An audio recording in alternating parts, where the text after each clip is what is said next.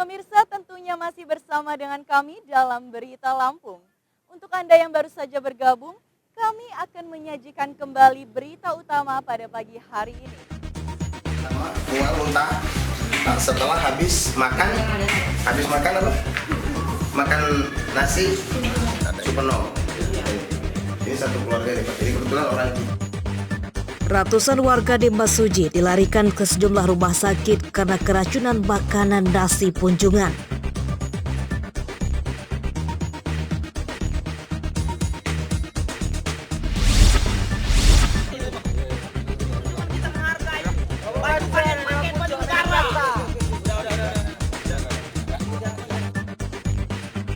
Sengketa lahan warga versus perusahaan, warga nyaris bentrok dengan polisi.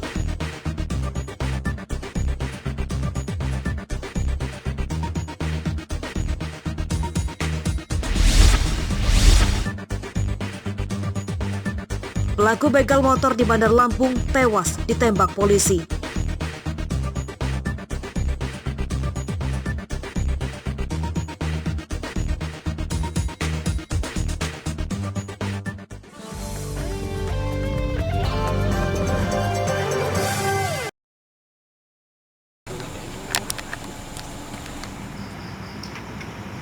Tim khusus anti bandit 308 gabungan Polresta Bandar Lampung dan Polsek Tanjung Karang Barat Senin dini hari menangkap seorang pelaku pencurian kendaraan bermotor.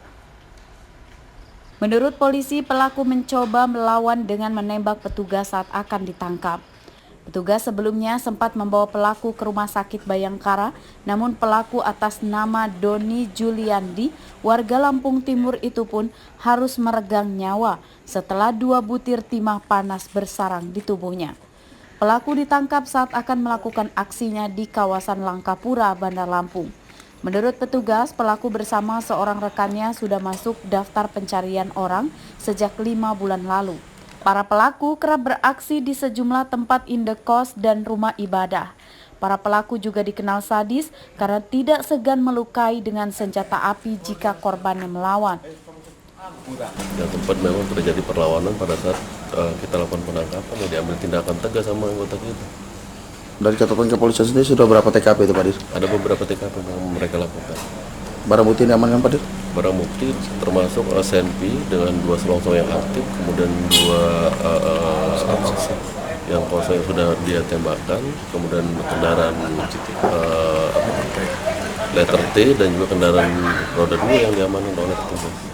Dari pelaku, polisi menyita 2 buah senjata api rakitan jenis revolver dan kunci T yang biasa digunakan para pelaku untuk mencuri motor. Petugas pun masih mengejar 1 pelaku lain yang sempat kabur saat akan ditangkap. Robi Laste melaporkan dari Bandar Lampung.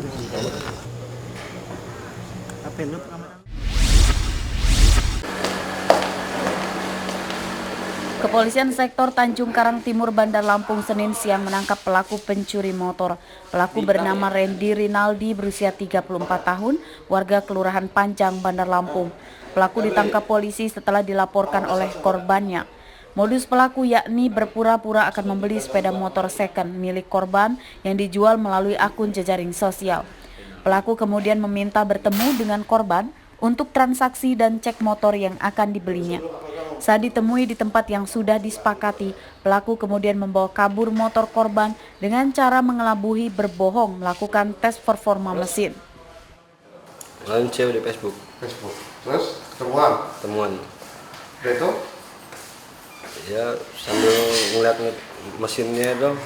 Itu saya tes, saya bawa aja pergi. Lu sama temen lu datang ke kampus sendirian? Berdua saya juga. Jadi temen lu tinggal? Temen lu tahu nggak? Nggak tahu. Dan setelah motor ada pada sama yang bersangkutan, pelaku motor dibawa kabur dan tidak kembali lagi. Dan setelah dibawa ke rumah, nomor mesin, nomor sasisnya digerinda sama yang bersangkutan dan dijual lagi lewat Facebook lagi. Berhubung korban ini masih hafal dengan kendaraannya, makanya korban koordinasi dengan anggota Polsek Tanjung Karang. Dari catatan polisi, pelaku Randy Renaldi merupakan seorang residivis dengan kasus yang sama dan baru keluar penjara pada akhir tahun 2018 lalu. Untuk mempertanggungjawabkan perbuatannya, pelaku kembali terancam 7 tahun penjara. Robi Laste melaporkan dari Bandar Lampung.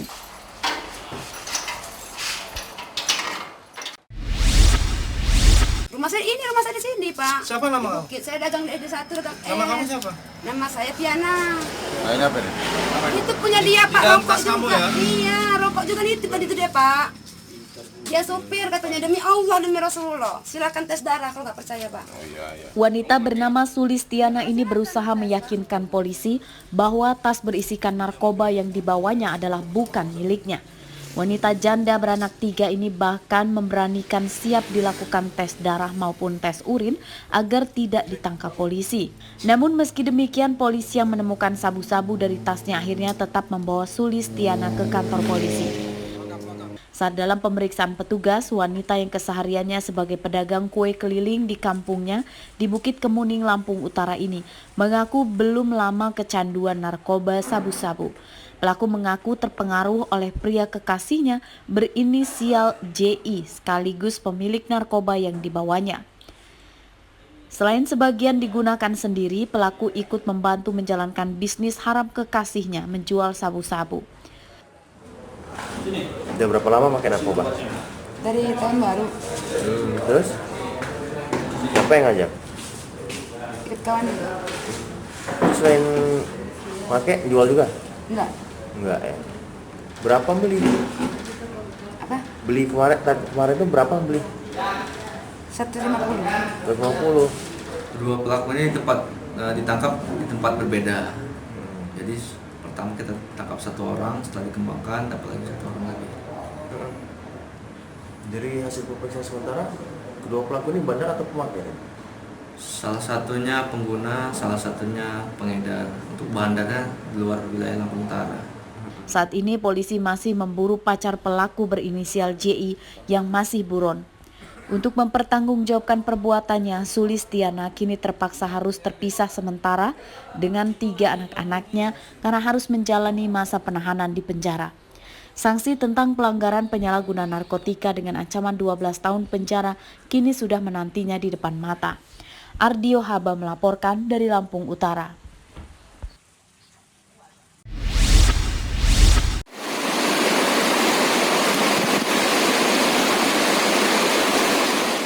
Setelah melakukan pencarian selama 4 hari, tim Basarnas wilayah 4 Tanggamus akhirnya menemukan mayat pria yang dikabarkan tenggelam di Sungai Waismaka di Pekon Bedudu, Lampung Barat pada Senin sore.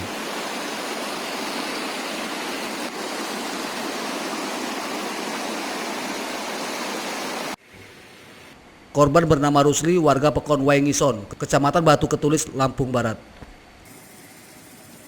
Korban dikabarkan tenggelam saat memancing bersama seorang rekannya pada hari Jumat pekan kemarin.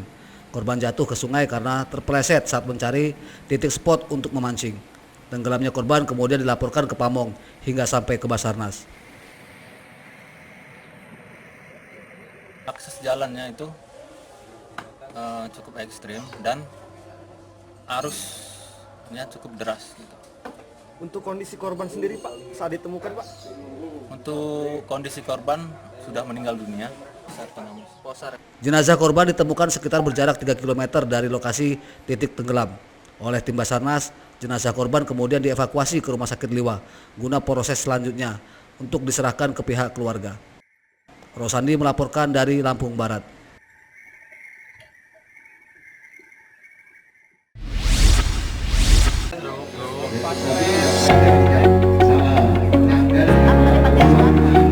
Banyak cara yang dapat dilakukan untuk saling membantu sesama membuka cakrawala dunia. Salah satunya seperti yang dilakukan komunitas sedekah gandum di Kabupaten Pringsewu. Komunitas tersebut memiliki kegiatan perpustakaan keliling ke panti asuhan atau TPA-TPA sekitar kabupaten di wilayahnya. Setiap bulan sekali, anggota komunitas akan membawa buku-buku dan kemudian digelar di tempat yang telah ditentukan. Selain anak-anak, remaja atau orang dewasa pun dapat langsung meminjam dan membaca buku. Kegiatan tersebut pun menjadi favorit anak-anak karena mereka dapat mendapat pengetahuan literasi dari membaca buku. Senang bisa menambah wawasan. Bukunya tentang teladan Rasul. Kegiatannya bisa tiap minggu. Pokoknya bisa ada lagi gitu. Nari, nyanyi, senam otak, baca buku. Terus dibagi door prize juga. Selain itu, salah satu kegiatan unik yang dilakukan komunitas ini adalah program membersihkan masjid atau musola. Mereka tidak memilih masjid atau musola mana yang akan dibersihkan. Selama masyarakat membutuhkan bantuan tenaga mereka, anggota komunitas ini akan dengan senang hati membantu.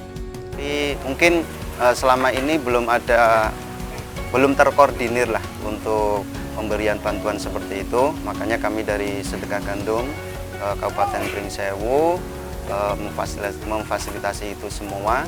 Kami mengumpulkan para relawan dan juga alhamdulillah juga kami kumpulkan para donatur, para agnia untuk menyisihkan sebagian hartanya demi kegiatan ini.